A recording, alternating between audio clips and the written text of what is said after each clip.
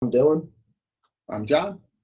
Thank you all for coming to join us again for Humoriso's newest episode. John wants to give a little shout out. Oh, to the mug, yes. So today we have some love from Malmut and Associates, attorneys at law, um, employment law, workers' comp. Thanks, Adam, for the mug. Appreciate it. Here's your little shout out. Thank you.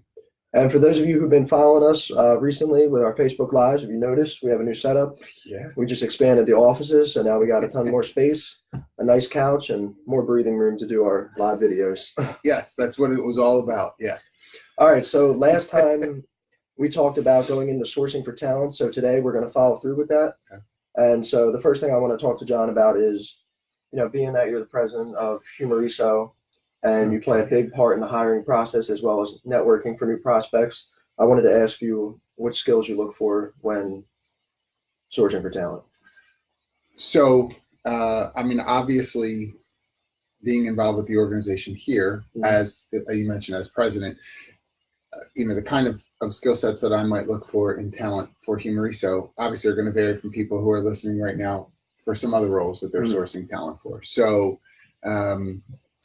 you might need to look at some technical skills, right? So if the role requires there to be a certain level of expertise in a software product or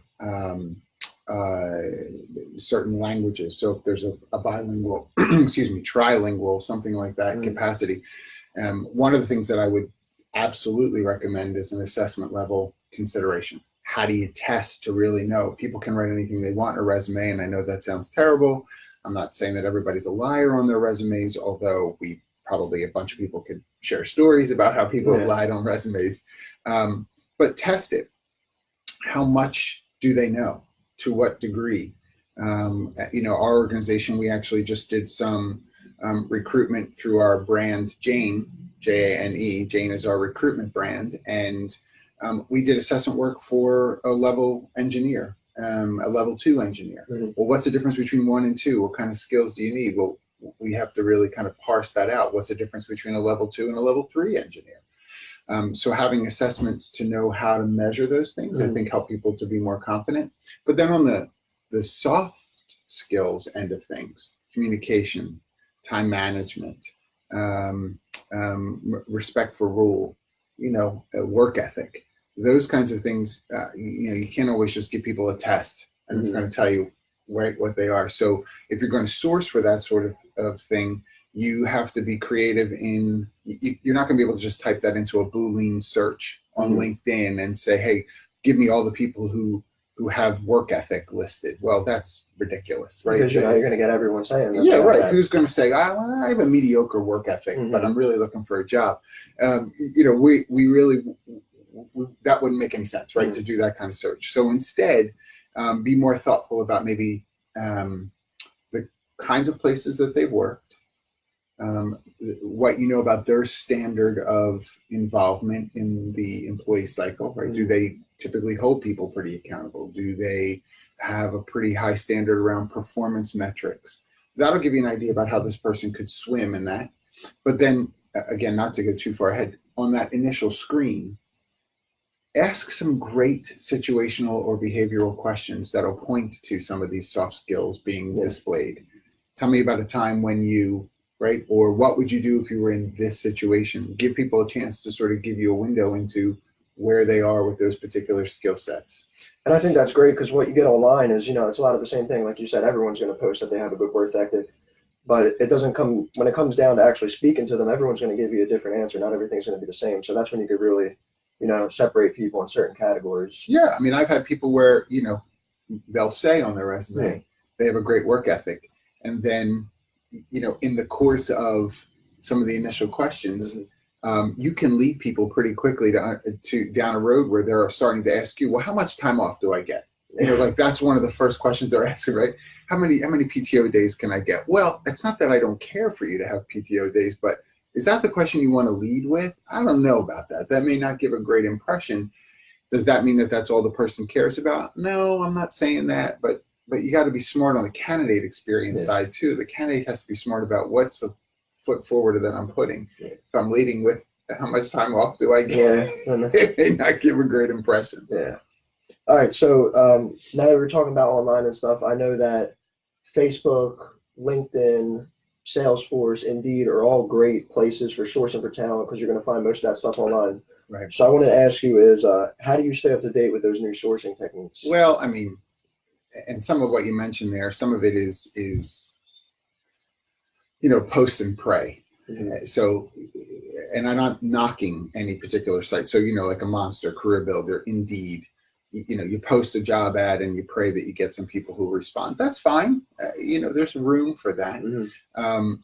You post an ad on social media, LinkedIn, Facebook, jobs, whatever it might be. Again, post and pray. I think a couple of things. One, if you're going to do the posting, the proactive posting like that, be mindful about when those roles are being posted. What time of day are you making something like that go live? How long are those jobs sitting online? Because people are looking at that. This job's been up for 30 days, 45 days, 60 days. The longer it's up there, even if you're working through applicants, Mhm. having it up that long could give the impression that it's a tough role to fill, or nobody wants it, or there's something wrong with the role, and that's why it's taking so long to fill. So a quick little example is there are times even on our own sourcing efforts, on those methods, we'll post, start to get some response, shut it down, pause it, so that it doesn't continue to remain active and have this long cycle behind it. If you're not finding, if you have a good pool to start with, but you don't, in terms of response, there's not some good folks, okay, reactivate it. Change the ad a little bit. Maybe you're not getting the right response because you're realizing the language is leading people down a certain road rather than the one that you mean. Update it, repost. Okay. But besides that, I think there's passive sourcing opportunities that are smart. Again, I use the classic Boolean search, right? On LinkedIn, you can do some great things, as well as through some other Bullhorn and some other places where you can do some searches. Everything can't be just about one or two keywords. You're really going to be thoughtful about the way in which you do that. And quite honestly, if you don't have the resources in-house to do some of it, I can't emphasize enough why you might need to partner with a outside recruiting agency or at least a sourcing firm that might help you have it. If you don't have the access to those resources, you're really going to do a lot of posting and praying. And in this market right now, we had talked about this the other day internally. They just released the figures again for that were based on last month or October, that there are more jobs available than people seeking. Well, what does that mean? That means that people who are in roles that we really need them to be in, we've got to try to find them. We've got to look at our competition. We might have to poach a little bit. And I know people don't like these words, and in HR that might sound bad, but honestly, we're trying to find the best talent. So you have to kind of keep the doors open pretty wide, particularly today. All right. And just to go back real quick, I think that was a great point how you brought up with job searches. Some of them will be posted for 45 days, 60 days. I myself, who was going through job searches at one point, would always just, steer clear of those. I would look for the ones that are recently posted. They're fresh because I know I feel like I have a better opportunity going after those. Right. And some roles, again, dependent upon who's listening to us today, some roles are kind of always being recruited for. We always need these certain, say, line level type folks or hourly folks or entry level type roles. We have to be smart about that too, because if the impression is that it's always posted, it seems like a revolving door. Even if you're not, it's going to come across that way. Gotcha. All right, so that brings us to the next question. Do you think the more experienced someone is, then the more talented they will be? Well, I guess everybody needs to understand, I don't come to sit down to this thing and have, 14 bullet points in response to your questions. I'm sitting here really and just off the cuff answering. So I guess the first thing I would ask is, what is your definition of experience? If experience means time served, then no.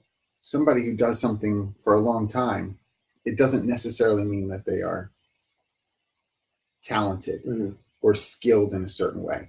It could mean that they're skilled in getting by, that people, Yeah. right? They've been doing it for that long. And, That yeah. they stay under the radar somehow. Mhm. They figured out how to work the system, and their skill sets might be average, despite the fact that they've been at a company for 5, 6, 10 years. It doesn't necessarily mean. That's where I would say you come back to assessment, particularly on some of the technical ends. Of course, there's assessments around personality, around motivation, around coachability. You've got a partner if you're going to start moving that deeply. Partner with a resource who's going to give you some industrial organizational psychology consideration for your assessments. We have to do that with our clients as well, because there are some specific considerations. So, but if you mean experience in terms of hands-on, right, that someone really has made some strides, well, certainly. But be mindful when you're sourcing for this talent. Are we looking for someone to fill a role that is a step or two behind where they currently are? We love the idea of having this person who has this much real experience and really would have had to show success, but we're hiring for a level or two below that. And we just love the idea of having this person, and we try to go after. They may not be satisfied in that role. I don't want to say been there, done that, but they've experienced their successes there. Is it, what else are you trying to paint with that picture? Is it that you need this level of person to handle the workload now, but then to also grow the department or division? If that makes sense, okay. But if that's not where you are, don't waste your time going after that person. It probably will, even if they say yes, it's probably going to be short-lived. Yeah.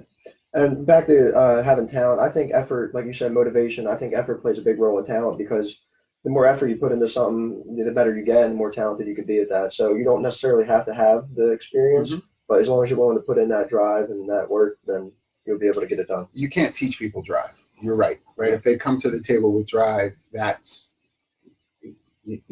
worth a lot. That's a plus.